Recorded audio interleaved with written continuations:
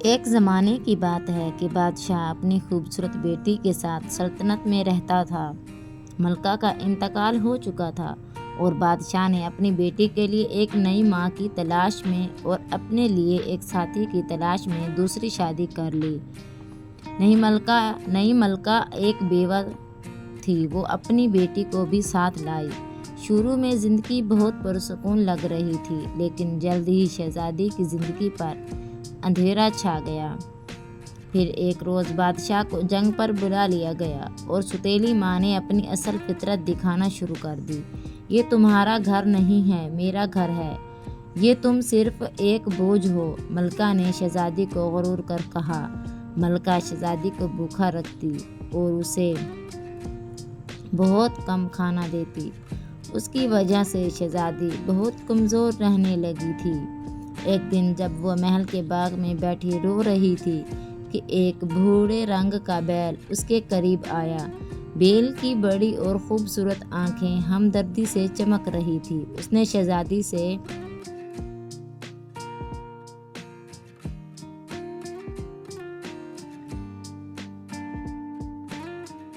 پیاری لڑکی، تم کیوں رو رہی ہو؟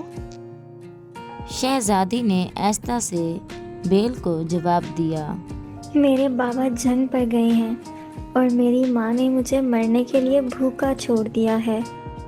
ایسا کرو، میرے کان میں ایک چاندی کا کپڑا ہے، وہ نکال لو۔ تم جیسے ہی اسے زمین پر بچھاؤ گی تو تمہاری من پسند چیزیں تمہارے سامنے حاضر ہو جائیں گی۔ پھر شہزادی نے تھوڑی ہچکچاہٹ سے بیل کے کان میں سے ایک چمکتا ہوا چاندی کا کپڑا نکالا۔ جب اس نے کپڑے کو زمین پر پھیلایا تو اس کے سامنے مزیدار کھانوں کا ایک دسترخوان آ گیا۔ اس نے پیٹ بھر کر کھانا کھایا اور کپڑے کو اپنے پاس سنبھال لیا۔ جلد ہی ستیلی ماں کو پتہ چل گیا کہ شہزادی کس طرح کھانے کا بندوبست کر رہی ہے۔ حسد کی آگ میں جلتے ہوئے جب بادشاہ واپس آیا تو اس نے بیماری کا بہانہ کیا۔ ملکہ نے ڈرامائی انداز میں بادشاہ کو بتایا، اے میرے بادشاہ، حکیم نے کہا ہے کہ میں صرف بھورے رنگ کے بیل کے گوشت سے ہی صحت یاب ہو سکتی ہوں۔ بادشاہ جو حقیقت سے لا علم تھا مجبوری سے مان گیا۔ جب شہزادی نے ان کی یہ گفتگو سنی تو وہ دل شکستہ ہو کر بیل کے پاس جا پہنچی۔ اس نے روتے ہوئے بیل کو جا کر کہا، وہ تمہیں مارنا چاہتے ہیں اور میں ایسا ہوتے ہوئے کبھی نہیں دیکھ سکتی۔ ہمیں یہاں سے جانا ہوگا۔ شہزادی نے نرمی سے اپنے ہاتھ سے بیل کو چھوا۔ بیل نے شہزادی سے کہا، فکر نہ کرو پیاری دوست، ہم یہاں سے چلے جائیں گے، لیکن وعدہ کرو کہ تم میرا ہر حکم مانو گی۔ شہزادی نے ہاں میں سر ہلایا اور وہ دونوں محل چھوڑ کر بھاگ نکلے۔ سفر کرتے ہوئے ان کا پہلا پڑاؤ ایک تانبے کے جنگل میں ہوا، جہاں کے درخت ہر طرف سورج کی روشنی میں چمک رہے تھے۔ بیل نے شہزادی کو خبردار کیا کہ وہ یہاں سے کچھ بھی نہ چھوئے اور نہ ہی کچھ توڑے، چاہے وہ کتنا بھی دلکش کیوں نہ ہو۔ شہزادی نے وعدہ کیا، لیکن جنگل کی خوبصورتی دیکھ کر اس نے ایک تانبے کا پتا توڑ لیا۔ بیل نے شہزادی سے کہا، اس پتے کو سنبھال کر رکھنا، یہ تمہیں ایسے وقت میں کام آئے گا جب تم کسی مشکل میں ہوگی۔ پھر وہ دونوں ایک چاندی کے جنگل میں پہنچے، جہاں کے درخت چاندی کی طرح چمک رہے تھے۔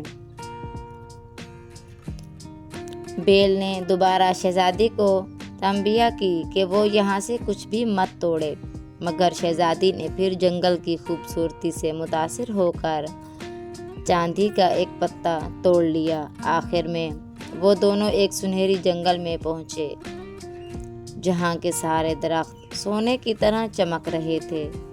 بیل نے شہزادی کو پھر سے وہی وارننگ دی کہ وہ کچھ نہ توڑے، لیکن شہزادی نے پھر سونے کا سیب توڑ لیا۔ آخرکار چلتے چلتے بیل اور شہزادی ایک خوبصورت محل کے سامنے جا پہنچے۔ بیل نے شہزادی سے کہا کہ یہ وہ جگہ ہے جہاں انہیں اب جدا ہونا ہوگا۔ اس نے شہزادی سے کہا کہ وہ اب اس سے آگے اس کے ساتھ نہیں چل سکتا۔ لیکن اس سے پہلے شہزادی کو ایک کام کرنا ہوگا۔ پہلے شہزادی کو بتایا کہ شہزادی نے جو کچھ جنگل سے حاصل کیا اس کو اس چٹان میں چھپانا ہوگا۔ شہزادی نے تانبے کا پتہ، چاندی کا پتہ اور سنہری سیب چٹان میں چھپا دیا۔ یہ کہہ کر بیل شہزادی کی نظروں سے اوجھل ہو گیا۔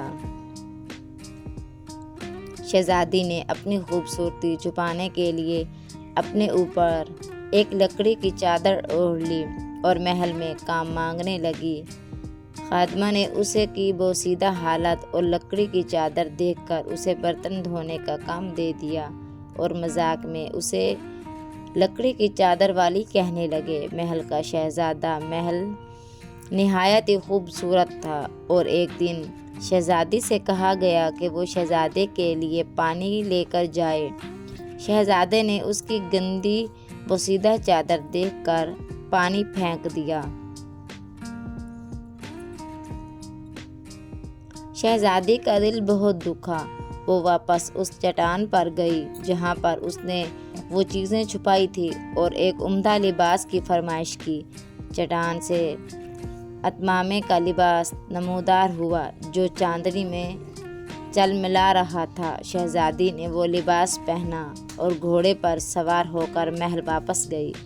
شہزادہ جو وہاں موجود تھا شہزادی کو دیکھ کر اس پر فرفیطہ ہو گیا۔ کون سی اسادی سے کہاں خوبصورت لڑکی، تم کہاں سے آئی ہو؟ شہزادی نے پر اصرار انداز میں کہا، میں پانیوں کی وادی سے آئی ہوں، اور اقامے کا دستانہ چھوڑ کر وہاں سے غائب ہو گئی۔ اگلے دن اس شہزادی سے کہا گیا کہ وہ شہزادے کے لیے ایک تولیہ لے کر جائے۔ جب شہزادی شہزادے کے پاس تولیہ لے کر گئی تو شہزادے نے شہزادی کا حلیہ دیکھ کر تولیہ پھینک دیا۔ شہزادی افسردہ اسی چٹان کے پاس واپس گئی اور کہا کہ اسے ایک چاندی کا خوبصورت لباس چاہیے۔ چٹان سے ایک چاندی کا لباس نکلا اور شہزادی نے وہ پہن لیا۔ پہن کر وہ واپس اس محل پہنچی۔ جب شہزادے نے شہزادی کو دیکھا اس نے دوبارہ پوچھا، اے خوبصورت لڑکی، تم کہاں سے آئی ہو؟ میں تولیے کی زمین سے آئی ہوں، اور ایک چاندی کا رومال وہاں پر چھوڑ کر وہاں سے غائب ہو گئی۔ تیسرے دن شہزادی کو کہا گیا کہ وہ شہزادے کے پاس ایک کنگھی لے کر جائے۔ شہزادے کا رویہ پھر سے اچھا نہیں تھا۔ اس نے شہزادی کا حلیہ دیکھ کر کنگھی پھینک دی، لیکن شہزادی کے پاس بھی ایک منصوبہ تھا۔ وہ واپس چٹان گئی اور ایک سونے کے لباس کی فرمائش کی۔ سونے کا لباس پہن کر شہزادی جب محل پہنچی تو شہزادے نے اسے دیکھ کر گڑ گڑا کر پوچھا، ایک خوبصورت لڑکی، اب تو بتا دو تم کون ہو اور کہاں سے آئی ہو؟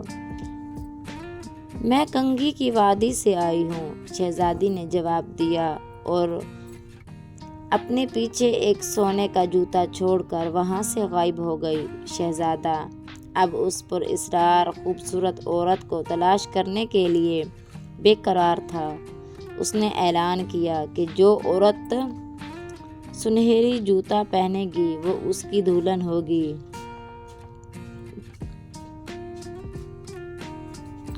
عورتوں نے کوشش کی کہ جوتا انہیں پورا آ جائے، یہاں تک کہ شہزادی کی سوتیلی بہن جو ملکہ کی بیٹی تھی اس نے بھی کوشش کی کہ جوتا اسے پورا آ جائے، لیکن ایسا نہ ہوا۔